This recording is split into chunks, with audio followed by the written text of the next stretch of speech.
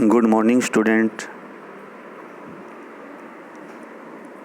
Paper 3rd Operational Research Topic Duality Part 4. इस video में हम ड्यूल सिंप्लेक्स मेथड के बारे में पढ़ेंगे। Dual simplex method.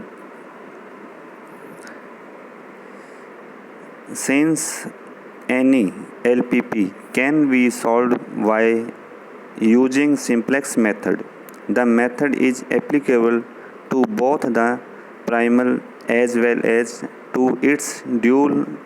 The fundamental theorem of duality suggests that an optimal solution to the associated dual can be obtained from that of its primal and vice versa.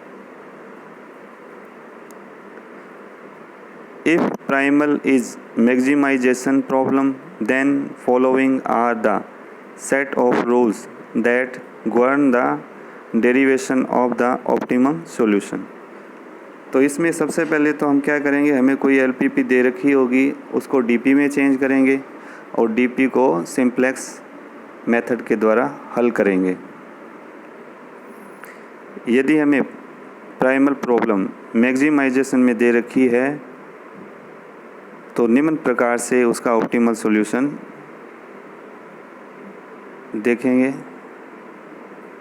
Rule first, corresponding net evaluation of the starting primal variables equal difference between the left and right side of the dual constants associated with the starting primal variables।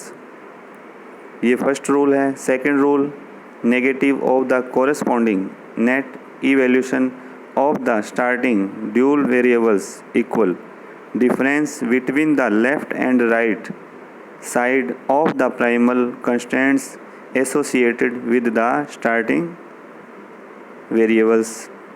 Rule third, if the primal या dual is unbounded, then the dual या primal problem does not have any feasible solution। Note, rule second, dual problem to be solved by changing the objectives from minimization to maximization।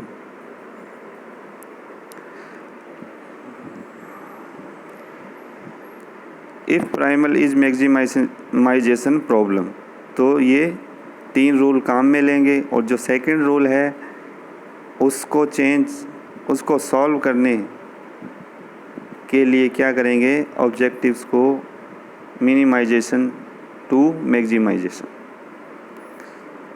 हम rule second को समझने के लिए एक उदाहरण लेते हैं। Write down the dual of the following LPP and solve. तो हमें minimization z equal to 2x1 plus 9x2 plus x3 such that x1 plus 4x2 plus 2x3 greater than equal 5, 3x1 plus x2 plus 2x3 greater than equal 4 and x1 x2 x3 greater than equal to 0। तो जो हमें LPP दे रखी है वो minimization में है। Solution, the dual problem of the given primal is. LPP अगर minimum में हो तो ड्यूल क्या होगा, maximization z star equal to 5 W1 plus 4 W2 such that LPP में ग्रेटर देन इक्वल थे तो इसमें क्या हो जाएंगे, कंस्टेंट लेस देन इक्वल। तो W1 plus 3 W2 less than equal to 2, 4 W1 plus W2 less than equal to 9, 2 W1 plus 2 W2 less than equal to 1 and W1 W2 greater than equal to 0। तो LPP को DP में change करना हमने इससे पहले की video में सीख चुके हैं। उसी के अकॉर्डिंग LPP का सबसे पहले क्या करेंगे, DP में चेंज करेंगे।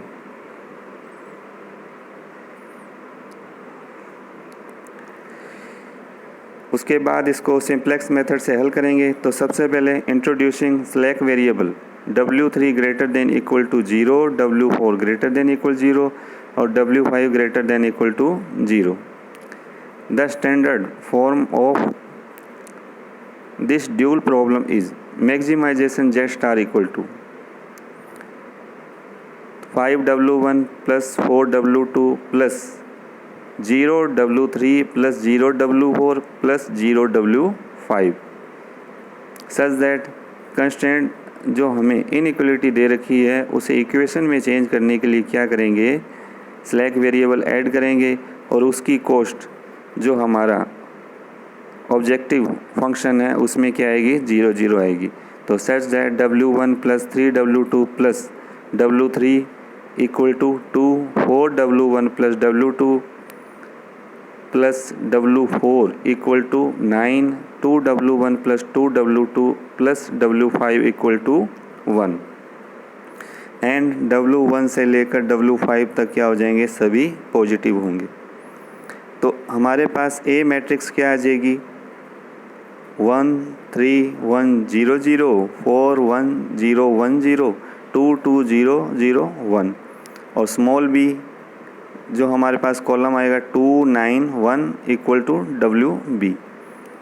जो A मैट्रिक्स है उसमें क्या हो गए हमारे पास y1 y2 y3 y4 y5 e1 e2 e3, ये क्या हो गए initial basis B equal to IM या I3 equal to e1 e2 e3 कौन से होंगे, y3 y4 y5।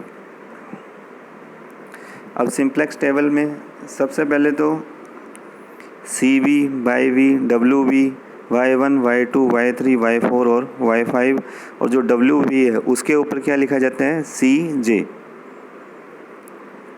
तो ये क्या है,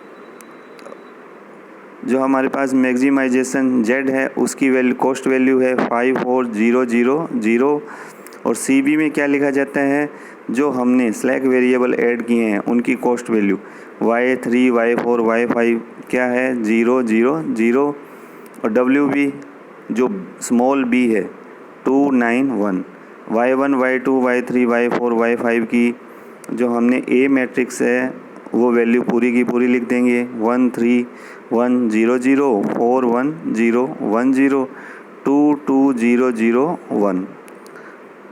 तो इसमें सबसे पहले क्या किया जाता है, ZJ माइनस CJ फाइंड किया जाता है। तो CB में पहले 0 को 1 से मल्टीप्लाई करेंगे तो ये हो गया 0 और प्लस 0 को 4 से करेंगे ये भी 0, 0 को 2 से करेंगे ये भी 0 और माइनस CJ तो वो क्या है माइनस के 5, तो ये माइनस के 5 आ गए। इसी प्रकार से second 0 into 3 plus 0 into 1 plus 0 into 2 minus 4 तो क्या आ जाएगा माइनस 4। इसी तरह से 0 into 1 plus 0 into 0 plus 0 into 0 minus 0 तो ये 0। इसी तरह से ZJ माइनस CJ नेक्स्ट क्या आएंगे 0 0। तो उसके बाद क्या देखा जाता है, since ZJ minus CJ equal to -5 is most negative तो y1 क्या करेगा, एंटर द बेसिस और लीव्स द बेसिस को देखने के लिए मिनिमम i तो x bi बटे में y ij और y ij क्या होना चाहिए, पॉजिटिव होना चाहिए। तो सबसे पहले जो की एलिमेंट वाली लाइन है नहीं -5 के ऊपर जो कॉलम है उसको 2/1 9/4 1/2 तो हमारे पास मिनिमम कौन सा आएगा 0.5। तो इससे हमें पता लगेगा कि ZJ minus CJ equal to -5 is most negative. तो y1 तो क्या हो गया, एंटर्स द बेसिस हो गया एंड y5 क्या होगा, लीव्स द बेसिस। और की एलिमेंट क्या हो जाएगा, जो एंटर कर रहा है और जो लीव्स कर रहा है उन दोनों को जहाँ क्रॉस करेगा एलिमेंट वो क्या होगा, की एलिमेंट कहलाएगा। y31 इक्वल टू क्या होगा 2। अब क्या करेंगे, नेक्स्ट सिंप्लेक्स टेबल बनाने के लिए सबसे पहले जो की एलिमेंट हमारे पास आया है तो उसमें एंटर कौन सा कर रहा है, y1 कर रहा है, तो CB y1 की वैल्यू लिखी जाएगी और की एलिमेंट से इस पूरी रो को भाग दे देंगे। तो हमारे पास नई सिंपलेक्स टेबल में आएगा CB YV WV y1 y2 y3 y4 y5 CJ ऊपर 5 4 0 0 0 और यहाँ जो की एलिमेंट वाली लाइन है उसमें y1 की कॉस्ट वैल्यू क्या है, 5 है और y1 अब की एलिमेंट से भाग दिया है तो 1/2 1 1 0 0 1/2। अब जो दो हमें लिखनी है रो वो कैसे लिखेंगे, सबसे पहले तो जो की एलिमेंट के ऊपर वाली रो है वो वैसी की वैसी लिख देंगे 9 4 9 4 1 0 1 0, ये हमने ऐसे ही लिखी। और जो की एलिमेंट के ऊपर जो हमारे पास वैल्यू है उसको क्या करेंगे, जो नई रो हमने लिखी थी सेकंड टेबल में उससे मल्टीप्लाई कर देंगे। जैसे इसमें हमारे पास की एलिमेंट 2 है, उसके ऊपर 4 है, उसको क्या किया, जो नई लाइन लिखी थी 1/2 1 1 इससे मल्टीप्लाई करेंगे तो क्या आ जाएगा 4 into 1/2 4 into 1 4 into 1 4 into 0 4 into 0 4 into 1/2 तो 2 4 4 0 0 2। अब माइनस कर देंगे तो 9 में से 2 गए 7, ये 4 में से 4 गए 0, 1 में से -4 गए -3 0 1 -2। इसी तरह से थर्ड रो भी वैसे ही करेंगे। सबसे पहले तो की एलिमेंट वाली लाइन है उससे फर्स्ट वाली रो को वैसे का वैसे ही लिख देंगे और उसमें जो की एलिमेंट के ऊपर वाला जो अंक है हमारे पास उससे क्या करेंगे, जो की एलिमेंट वाली नई लाइन लिखी थी डिवाइड करके उसको लिखेंगे, उससे उसको मल्टीप्लाई करके वैल्यू फाइंड कर लेंगे और घटा देंगे तो हमारे पास ये थर्ड रो आ जाएगी। 2 1/2 में से गए 3/2, 1 में से 1 गया 0, 3 में से 1 गया 2 1 0 1 0 में से 0 गया 0 और ये -1/2। तो ये हमारे पास सेकंड टेबल फाइंड होगी। सेकंड टेबल आने के बाद वापस वही चेक करेंगे ZJ माइनस CJ, तो ZJ माइनस CJ तो ऊपर सबसे पहले तो क्या आएगा 0 into 0 plus 0 into 0 plus 5 into 1 5 minus 5 तो क्या आ गया 0। इसी तरह से next 0 into 2 0 plus 0 into -3 plus 5 into 1 -4 यानी कि 1। फिर नेक्स्ट 0 इंटू 1 0 इंटू 0 5 इंटू 0 तो ये क्या आ जाएगा 0। नेक्स्ट इसी तरह से 0 और last 0 into -1/2 plus 0 into -2 plus 5 into 1/2 -0 तो ये क्या होगा 5/2। Since all ZJ minus CJ greater than equal 0 thus an optimum feasible solution to the dual problem is W1 की वैल्यू हमारे पास क्या आ गई 1/2 और W2 है ही नहीं तो इसकी वैल्यू क्या होगी 0। जैसे कि सेकंड टेबल में हम देख रहे हैं y1 की वैल्यू 1/2 है तो ये W1 की वैल्यू होगी और इसमें W2 है ही नहीं तो उसकी वैल्यू क्या होगी 0। तो with maximization Z star equal to, तो जो मैक्सिमाइजेशन Z था हमारे पास वो क्या था 5W1 प्लस 4W2 तो 5 इंटू 5/2 प्लस 4 इंटू 0 1/2। W1 की वैल्यू 1/2 है तो ये क्या हो जाएगा 5/2। तो maximization Z star equal to क्या आ गया 5/2।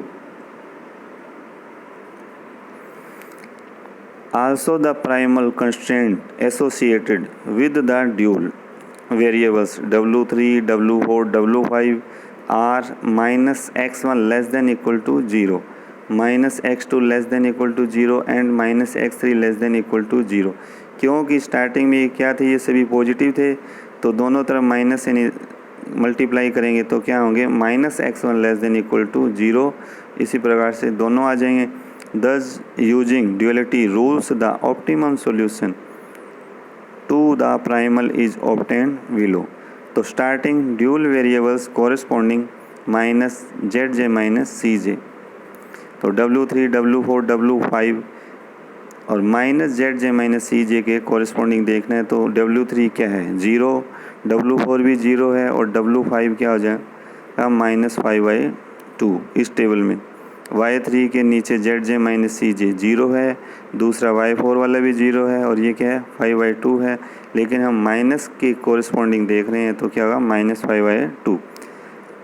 Left minus right side of the primal constant associated with starting dual variables, तो -x1 -0 -x2 -0 -x3 -0। Making use of rule second we get, तो हम रूल सेकंड का यूज करेंगे तो हमें प्राप्त होगा -x1। W3 की वैल्यू क्या है, 0 है, तो -x1 equal to 0, -x2 equal to 0, W4 0 है एंड -x3 इक्वल टू -5/2। तो x1 0 आ गया, x2 0 आ गया और x3 equal to 5/2। And the optimum value of the primal objectives is minimization z equal to 2 × 0 + 9 × 0 + 5/2, तो ये वैल्यू आएगी 5/2, यानी कि मैक्सिमाइजेशन z स्टार के इक्वल है। जो नेक्स्ट वीडियो है उसमें हम रूल फर्स्ट के बारे में पढ़ेंगे। थैंक्स।